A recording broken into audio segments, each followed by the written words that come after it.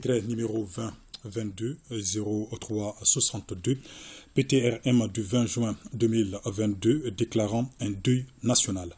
Le président de la transition, chef de l'État, vu la Constitution, vu la charte de la transition, vu la loi numéro 2022-001 du 25 février 2022 portant révision de la charte de la transition, décrète, article 1er, un deuil national de 3 jours à compter du mardi 21 juin 2022 à 0h est déclaré sur toute l'étendue du territoire national en hommage aux victimes des attaques terroristes perpétrées dans la nuit du samedi 18 juin 2022 dans les localités de Djalassagou, Djanweli, Déguessagou et environ dans le cercle de Bankas.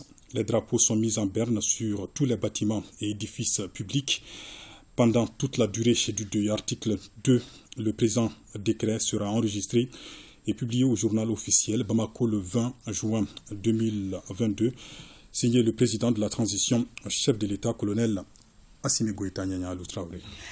La lecture du communiqué du gouvernement qui annonce ces attaques avec vous également, Ibrahima Traoré. Tout à fait. Le gouvernement de la République du Mali a le profond regret d'informer que les paisibles populations des villages de Djalassagou, Djanweli, Déguessagou et environ dans le cercle de Bankas ont fait l'objet d'attaques terroristes lâches et barbares dans la nuit du 18 au 19 juin 2022. Le bilan est cumulé fait état de 132 civils froidement tués par les combattants de la Katiba du Massina, de Amadou Koufa, dont plusieurs parmi les auteurs ont été formellement identifiés. En cette douloureuse circonstance, le gouvernement présente les condoléances les plus émues de la nation aux familles des victimes et souhaite un prompt rétablissement aux blessés.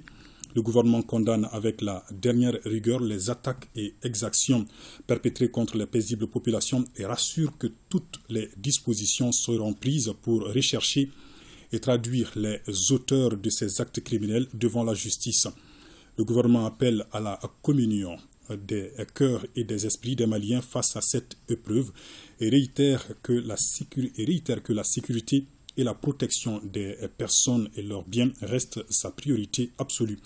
En conséquence, les vaillantes forces de défense et de sécurité en première ligne dans la lutte contre le terrorisme continueront avec détermination la dynamique de recherche et de destruction des sanctuaires terroristes dans le cadre du plan Maliko et de l'opération Keletigui en veillant au respect du droit international humanitaire et des droits de l'homme. Que Dieu bénisse le Mali, signé donc le ministre de l'administration territoriale et de la décentralisation, porte-parole du gouvernement. Et puis, Nyanya Alou Traoré, ces images qui viennent juste de nous parvenir, le déplacement du gouverneur de la région de Bandiagara au chevet donc des populations. Eh bien, le gouverneur est allé reconforter et réitérer le soutien des plus hautes autorités aux populations. Il a profité de cette occasion pour présenter aux familles endeuillées les condoléances de la nation avant de rassurer que ces crimes ne resteront pas impunis. C'est ce qu'on a vu donc en image et je suppose, Ibrahima Traoré, que ces attaques ont suscité plusieurs réactions de condamnation. Absolument. D'abord, le président du Conseil national de transition et l'ensemble des membres du CNT qui ont appris avec consternation et stupéfaction l'attaque sauvage et barbare perpétrée contre les populations des villages de Djalassagou, Djanweli, Déguessagou et environ dans le cercle de Bankas. Dans la nuit du 18 au 19 juin 2022, le Conseil national de transition condamne avec vigueur et fermeté cette attaque sanglante qui a occasionné la mort de plus d'une centaine de personnes et fait de nombreux blessés. Le Conseil national de transition présente ses condoléances les plus attristées à la nation malienne, à l'ensemble des familles endeuillées et souhaite prompt rétablissement aux blessés. Face à ce crime odieux que rien ne justifie, le CNT réaffirme sa solidarité et son soutien au gouvernement de transition dans ses efforts inlassables en faveur de la cohésion nationale, de la stabilité du pays et de la sécurité des personnes et de leurs biens.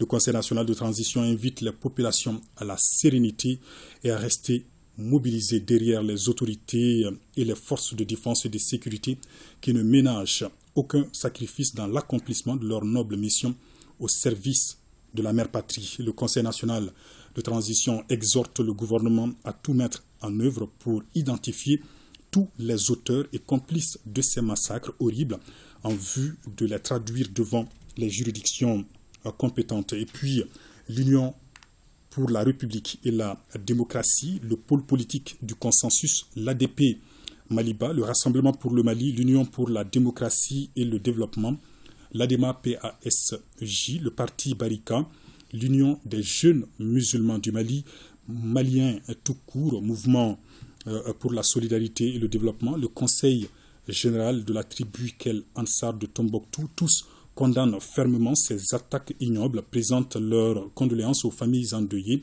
et souhaitent prompt rétablissement aux blessés. Tous réitèrent également leur soutien et exhortent les femmes à poursuivre leur montée en puissance pour traquer les terroristes jusque dans leur dernier retranchement. Voilà, Nyanya Alou Traoré, ce qu'on pouvait retenir comme réaction suite donc à ces attaques.